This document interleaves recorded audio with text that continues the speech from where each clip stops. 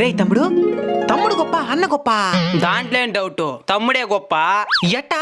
ఇంట్లో ఏ చిన్న పని అని ముందు చిన్నోడికే చెప్తారు, చిన్న కొడుకే తెలివైనోడని. పెద్ద పనులని పెద్దోడికి చెప్తారు, అప్పుడు పెద్దోడు కదా తెలివినోడనే. అట్ట కాదు, చిన్నోడే గొప్ప, పెద్దోడే గొప్ప. చిన్నోడే.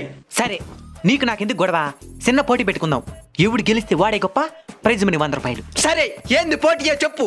ఇక్కడ మొత్తం 20 గడ్డి మోపులున్నాయి. వీటిలో మన ఇద్దరు ఎవరైతే తక్కువ టైంలో లోడెక్కిచ్చేస్తారో వాళ్ళే గెలిచినట్టు. సరే పద.